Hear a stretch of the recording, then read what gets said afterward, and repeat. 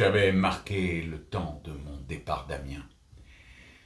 Hélas, que ne le marquais-je un jour plus tôt, j'aurais porté chez mon père toute mon innocence, la veille même de celui que je devais quitter cette ville.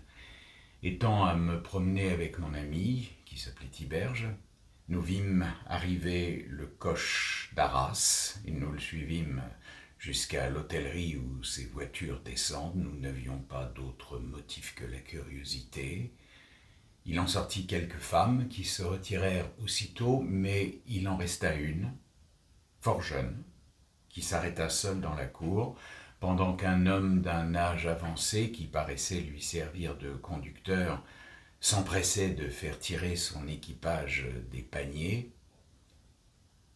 Elle me parut si charmante que moi qui n'avais jamais pensé à la différence des sexes ni regardé une fille avec un peu d'attention, moi, dis-je, dont tout le monde admirait la sagesse et la retenue, je me trouvais enflammé tout d'un coup jusqu'au transport.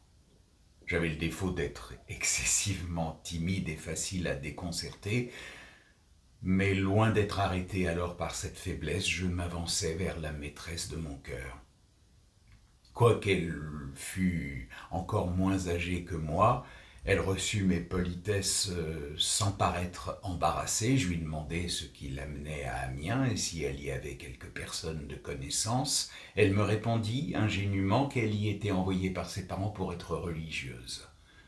L'amour me rendait déjà si éclairé depuis un moment qu'il était dans mon cœur que je regardais ce dessein comme un coup mortel pour mes désirs.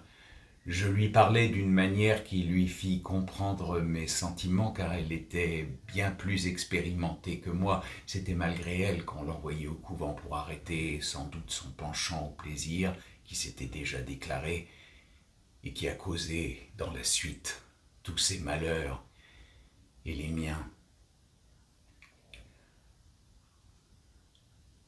Je combattis la cruelle intention de ses parents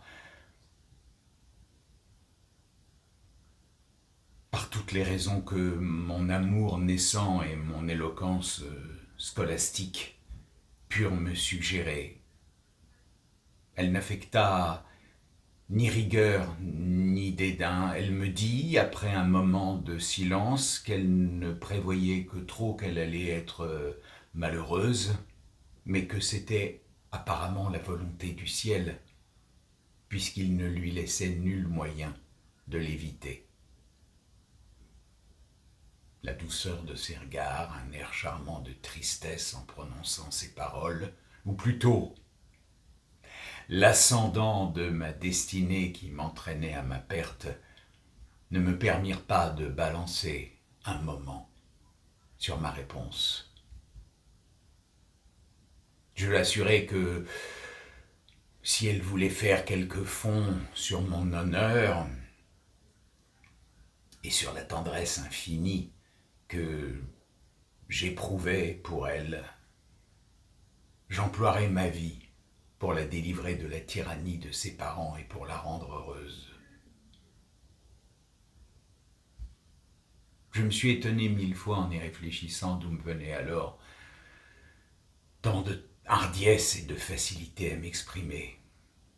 Mais on ne ferait pas une divinité de l'amour s'il n'opérait souvent des prodiges.